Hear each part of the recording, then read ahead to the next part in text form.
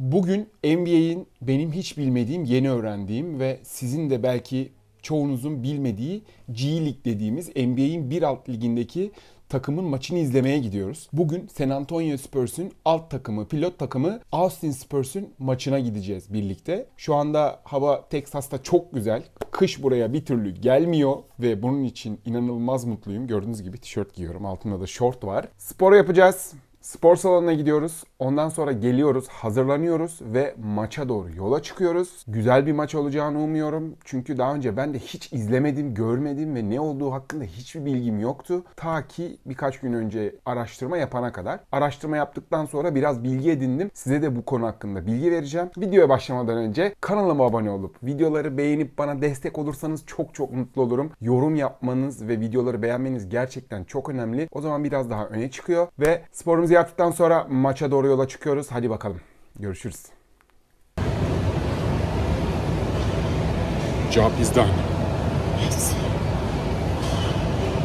Hala tişörtleyim. Yıl sonu. Hava burada soğumuyor. Burası cennet. Seviyorum Texas'ı ya. Hala şort tişört geziyorum. Hala. Sporumuzu yaptık. Koşumuzu yaptık ve şimdi eve gidiyoruz. Hazırlanıyoruz. Sonra maça doğru yola çıkıyoruz.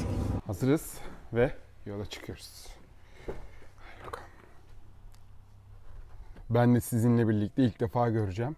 Heyecanlıyım. Anlatacağım çok şey var. Anlatamayacağım çok şey var. Çünkü o kadar karışık ki stada gittiğimizde konuşacağız. Göreceğiz. Hadi bakalım yola çıkıyoruz. Rush hour iş çıkışı. İnşallah geç kalmayız. Ama maçın başlamasına daha 2 saat var. Ve normalde evden stada 10 dakika. Ama belli olmaz. Texas'ın trafiği biraz sıkıntı olabiliyor bazen. Yabancı olmadığınız bir stat. Texas Stars maçında buraya gelmiştik. Tekrar H-E-B Center'dayız. Texas derbisi için hazırız. Bugün San Antonio Spurs'un pilot takımı Austin Spurs ile Houston Rockets'ın pilot takımı Valley Vipers karşılaşıyor.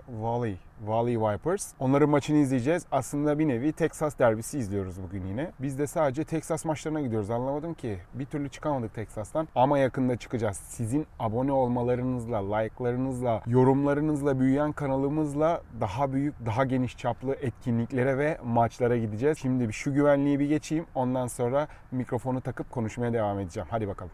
Arabadan çıkıp gidiyoruz. Ve içerideyiz. Size oturduğumuz yeri göstereceğim. Tam olarak buradayız.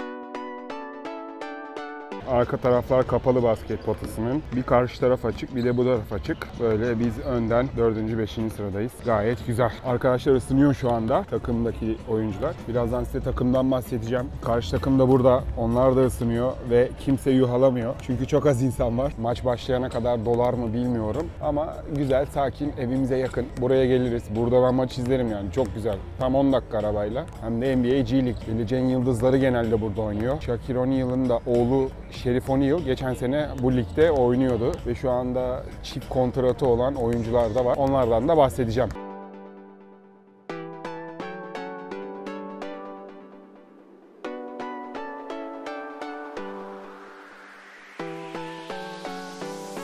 Evet, Valley Vipers sahaya ısınmaya geldi. Şu anda ana ısınma bölümüne geçiyorlar ve bunlar da şöyle küçük bir bilgi vereyim maça başlarken. NBA G Ligi'nin en çok kazanan ünvanına most title bunlara ait. 4 kere eğer söylemiyorsam şampiyonlukları var. Güçlü bir takım olduklarını okudum internetten. Bugün de göreceğiz bakalım ne olduğunu. Evet, maskot sahaya geldi.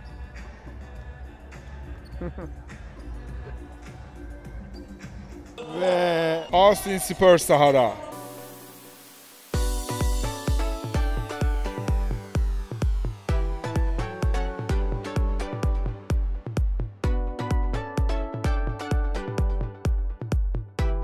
Spurs takımı sahada şu anda ısınıyor. Aynı şekilde Valley Vipers da ısınıyor.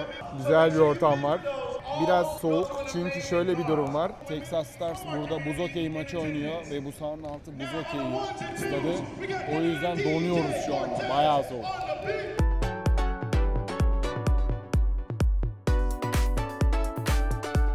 Şu anda yavaş yavaş geliyorlar. Sahayı dolduruyorlar. Staff geldi, oyuncular geldi. Birazdan maç başlayacak.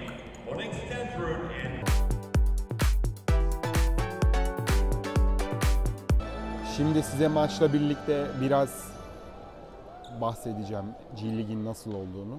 Ama önce maç başlıyor, ondan sonra devam ediyoruz.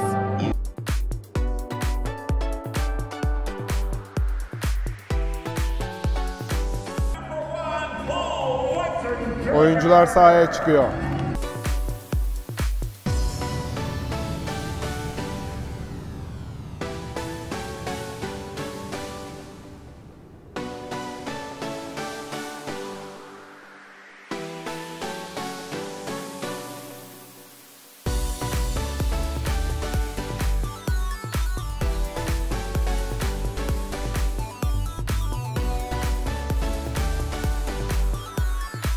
Maç başlıyor. Ve maç başladı. Evet, maça başladık. İlk top Austin Spurs'un. Let's go. Yes sir. Bravo. Harika. 2-0. Basket foul. 4-0. Ve bir de atış kullanacak. Rio Grande Valley foul number first personal, first team foul. Watson Jr. to the free throw line. Yes. Come on. Almost.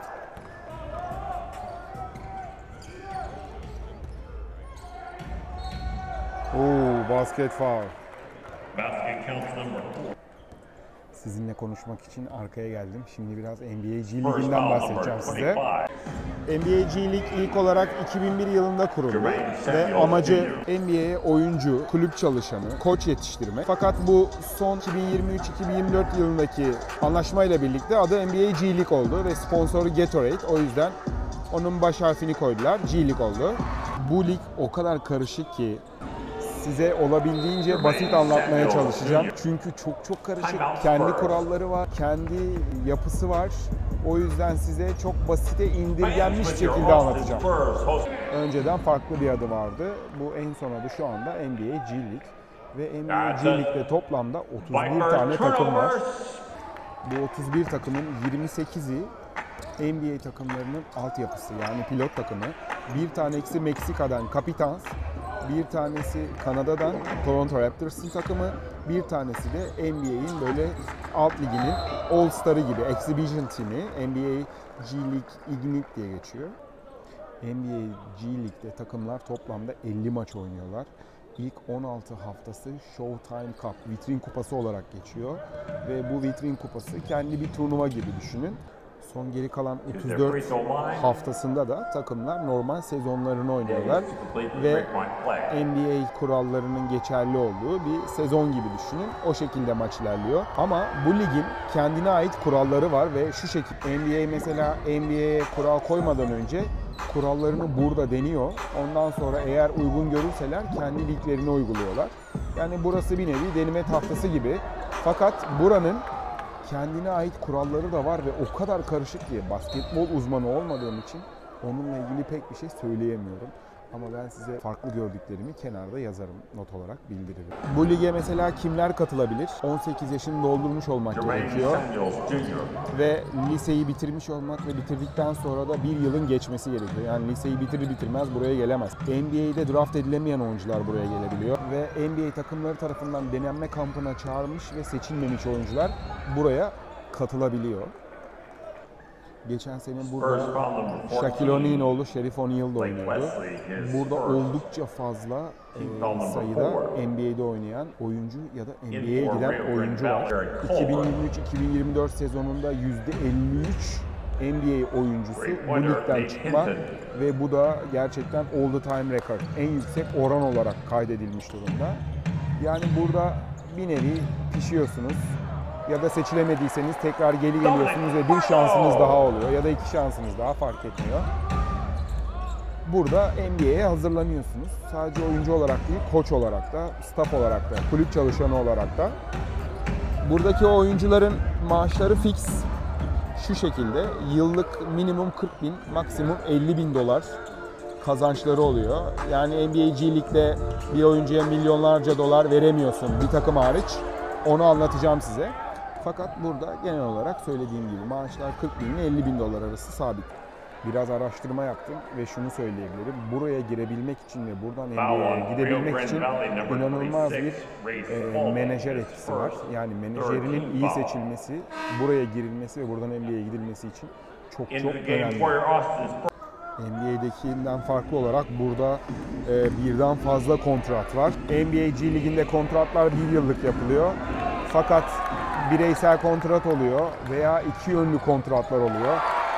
Aynı anda NBA takımında ve burada oynayabiliyorsunuz. Yani NBA takımından sizi buraya gönderip burada biraz oynatıp geri çağırabiliyorlar. O şekilde oyuncular da var. Ben size böyle üstünkörü anlatıyorum. Çünkü burada bir tane daha video yapacağım çok detaylı bir şekilde. Fakat bugün böyle üstünkörü çok sizin canınızı sıkmadan anlatmaya çalışıyorum.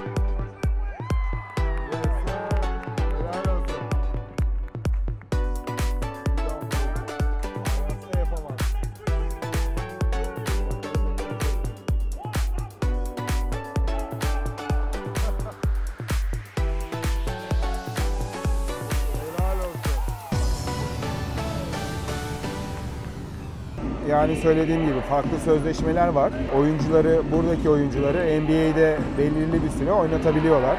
Mesela şöyle, NBA'de çift yönlü oyuncu olabiliyorsun ve NBA takımları 45 günden fazla olmayacak şekilde 3 oyuncuyu takımında barındırabiliyor. Ve bu ligdeki oyuncuların neredeyse yarısından çoğu NBA'ye çıkıyor. Oran %53, söylediğim gibi gerçekten çok yüksek ve herkes NBA'ye çıkmak için son derece azimli bir şekilde çalışıyor. Lig son yıllarda biraz daha adını duyurmaya başladı. En büyük sebeplerinden bir tanesi de şu. Sacramento Kings maçında izlediğim Jalen Green geçen sene burada oynuyordu ve burada yaklaşık $500.000 bir sözleşme imzaladı. Ondan sonra bu ligin biraz daha süksesi artmaya başladı. Bunun sebebi de şu, videonun başlarında bahsetmiştim NBA'in Exhibition takımı var diye, G League Ignite diye.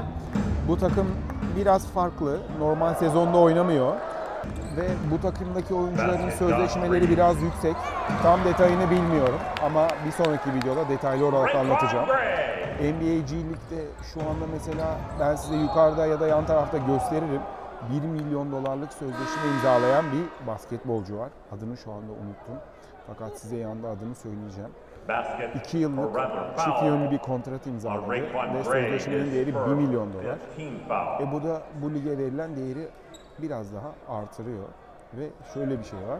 NBA G League Ignite Exhibition Team'i Arizona Üniversitesi tarafından sponsorlu olduğu için oradaki oyuncular aynı zamanda ücretsiz de okuyabiliyor. Ve bu da onlara ücretsiz eğitim kapısını aralıyor. Çünkü kolej okumadan liseyi bitirdikten sonra 1 yıl bekleyip burada oynamaya gelen çok oyuncu var. O yüzden bu tarz şeyler oyuncuların hem eğitimlerini hem hayatlarını geliştirme adına güzel bir olanak sağlıyor. Çok konuştum. İlk periyoda son 2 dakika ve Valley Vipers 33, Austin Spurs 27. Maç devam ediyor. Şöyle size bir atak göstereyim. Austin Spurs geliyor ve 0 numara kaçtı. Dönen top kaçtı ve Valley Vipers'ın atağını izliyoruz. Oh, nice. Hadi güzel bir sayı olsun. Foul. NBA G League'de takımı olmayan, yani pilot takımı olmayan tek takım Phoenix Suns. Phoenix Suns'ın takımı yok. Onlar da arıyorlar ama ya da daha doğrusu yapmaya çalışıyorlar diyeyim. Onun dışında NBA takımlarının hepsinin burada pilot takımı var ve buradan oyuncu yetiştirip yukarı çıkartmaya çalışıyorlar. Ve ayrıyetten de El Capitans olarak Meksika'nın da burada pilot takımı var. O da ilginç bir detay. Maçları NBAGleague.com'dan izleyebilirsiniz. Ayrıca eğer yanılmıyorsam YouTube'dan da veriyorlar diye biliyorum. Ayrıca mesela şunu da belirtmek istiyorum. Hani kimler katılabilir bahsettim ya. Ayrıca dünyanın diğer taraflarında uygun adaylar varsa, genç uygun adaylar, onlar da bu ligde oynayabiliyorlar ve davet edilebiliyorlar. Sadece Amerikan vatandaşı olmasına gerek yok. Ve takımlar minimum 10, maksimum 13 kişiden oluşuyor. Bir NBA G League takımı. O şekilde bir kotaları var. Kurallarının bazıları NBA'ye benziyor. Mesela 24 saniye kuralı ya da 4 çeyrek 12'şer dakika kuralları NBA ile aynı. Fakat çok farklı kuralları var. Onları tam olarak ezberleyemediğim için size bir sonraki videoda anlatacak konum olsun diye saklıyorum. Derken ilk periyodun sonu 38-27 bitti. Rio Grande Valley number 38, Austin Spurs 27. NBA Ignite timinde şöyle bir durum var. Daha doğrusu güzel bir durum var. İkinci periyotta şu anda başladı. Ben size biraz NBA G League Ignite takımından bilgi vereceğim. Bu Exhibition takımı son 3 yılda NBA'ye 10 tane draft picks verdi. Yani hani NBA başlamadan önce draftlar oluyor, oyuncular seçiliyor ya. İşte orada son 3 yılda 10 oyuncu bu ligden çıktı. Sanırım bir tanesi Antetokounmpo, adını yanlış söylemek istemiyorum da işte o yanlış hatırlamıyorsam buradan çıktı ve birkaç tane daha ünlü oyuncu var, size yan tarafta gösteririm. Bu gerçekten çok güzel, çok umut verici bir olay. Kampa çağrılıyorsun, seçilemiyorsun ya da draft edilemiyorsun. Fakat her zaman bir şansın, birden fazla şansın daha oluyor. O yüzden bence çok güzel bir şey. İnsanlar buraya geliyor ve burada destek veriyorlar. Çok hoş bir olay. Benim çok hoşuma gitti. Evime de çok yakın. Gelirim yani ben. Bir de takımların isimleri NBA takımlarından farklı. Austin Spurs, San Antonio Spurs'ın. Bu Valley Vipers'ın adı inanılmaz uzun. Fakat onlar da Houston Rockets'ın pilot takımı. Ve bunlar statlarında oynamıyorlar maçları. Burada mesela H.E.B. Center'da oynuyor San Antonio Spurs takımı. Bazı takımlar üniversitelerin spor salonlarında, bazıları başka salonlarda oynuyor. Fakat benim bildiğim kadarıyla NBA takımının sahasında oynayan bir pilot takım yok. O yüzden böyle farklı yerlerde güzel oluyor. Burası benim evime çok yakın. Gayet iyi. Şikayetçi değilim. İnternette biraz araştırayım istedim G League'i ama G League ile ilgili çok fazla video yapmıyorlar. Ah be. Çünkü çok karışık ya. Kuralları falan da farklı. Kontratları farklı, sözleşmeleri farklı. O yüzden çok fazla video göremedim açıkçası. 42-31. Vipers'ın üstünlüğü devam ediyor. Hava buz gibi önümü kapattım. Şöyle değişik bir şeyden de bahsetmek istiyorum. Çok konuştum, kusura bakmayın. Ama benim çok ilgincime gittiği için bugün buraya gelip video çekmek istedim. Size de anlatmak, size de bu konuyla ilgili bilgi vermek istedim. Belki ileride sizin çocuklarınız olur ve bilemezsiniz, burada oynama imkanları olur. En azından bilginiz olmuş olur. Burada mesela bütün takımların, NBA takımlarının pilot takımları değil. Bazıları hibrit şekilde. Mesela takım, pilot takım ama bir NBA takımıyla hibrit şekilde çalışıyor. Kimisi tamamen NBA takımına ait oluyor. Fakat NBA Ignite, Capitans ve bir takım daha var. Onlar gibi tamamen bağımlı. Kendi takımı pilot ama kendi takımı olan franchise'lar da var. Son 8 dakika 55 saniye. 46-33. Vipers önde.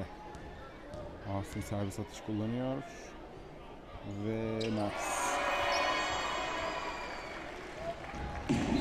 Yapma be.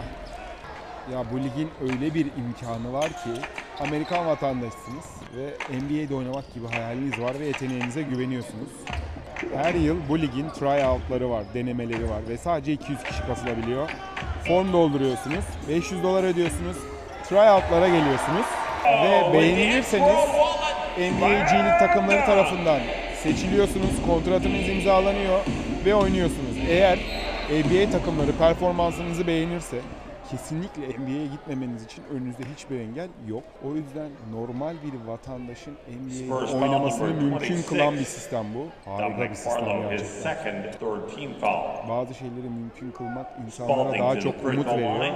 Ve bu da güzel bir şey. Umutları öldürmeyeceksiniz. Umutlarınız her zaman yaşaması gerekiyor. Ve buradaki tryoutlardan şu ana kadar 4 tane oyuncu NBA'ye gitmiş. Dennis Horner, Dwight Brooks, Shaq Harrison ve Jalen Morris. Bunların Toronto Raptors, Lakers, Suns, Atlanta Hawks ve New York Mets'te oynayan oyuncular. Yani imkansız diye bir şey yok. Sadece gerçekten çok çalışmak, kendini adamak, azmetmek diye bir şey var. O yüzden bu kelimelerin sahibi Cristiano Ronaldo'yu da buradan sevgiyle, saygıyla inanıyorum. Bakalım büyük ödülü kazanabilecek mi bu arkadaşımız?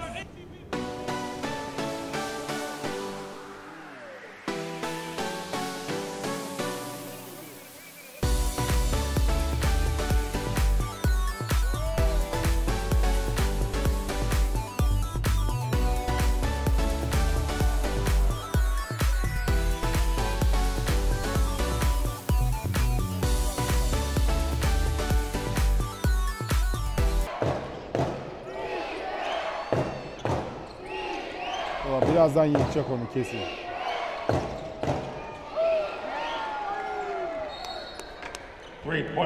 Skor 51-42. Şöyle güzel bir sayı izleyelim.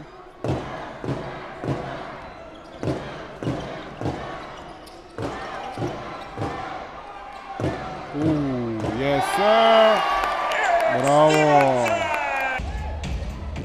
Bu ligin geçen seneki şampiyonu da Philadelphia 76ers'ın pilot takımı olan Delaware Blue Coat. İsime bakın. Philadelphia ile hiçbir alakası yok. İsimler neye göre geldi bilmiyorum ama değişik garip isimler var.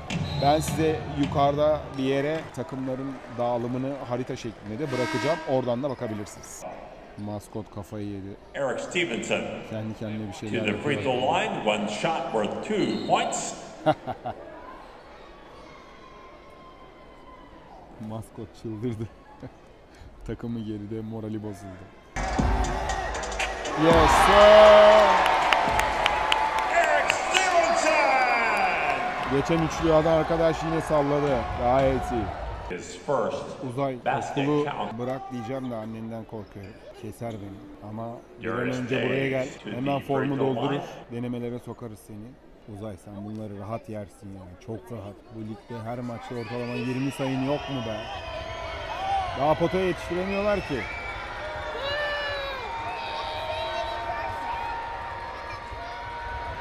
Kaçıracak. Net. Oo. Kaçırmadı. Ama Uzay bunları yer.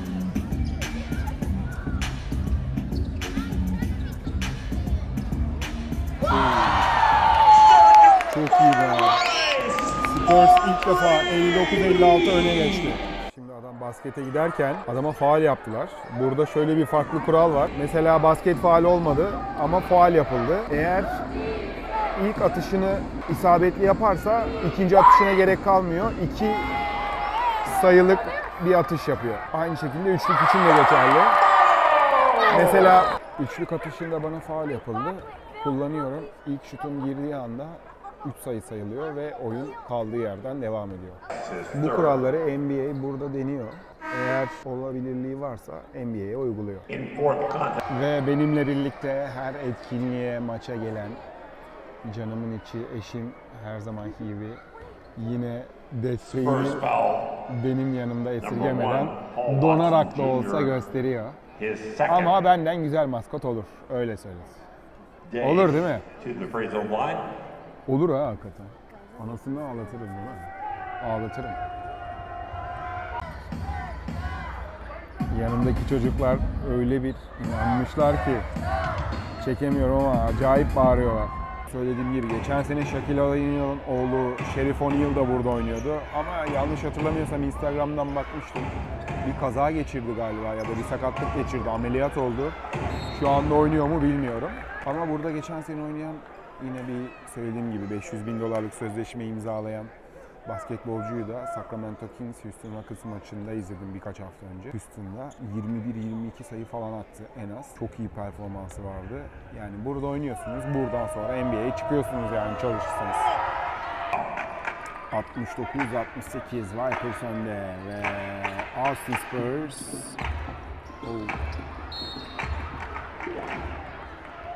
The line, one shot worth 2 points. Şimdi bu 26 numaralı oyuncuya faul yapıldı ve eğer bunu atarsa 2 sayı sayılacak.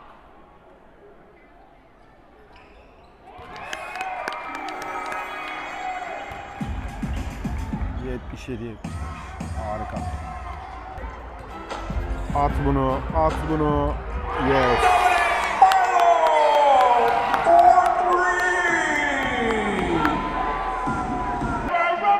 Üçüncü periyodun sonu. Spurs 95, Vipers 103. Vipers son dakikalarda çatır çutur üçlük atmaya başladı. 2 dakikada farkı kapattı ve öne geçti. Ve son periyoda da yaklaşık 8 sayı önde giriyor. Maçın bitmesine son 1 dakika 18 saniye var ve şöyle bir şey var.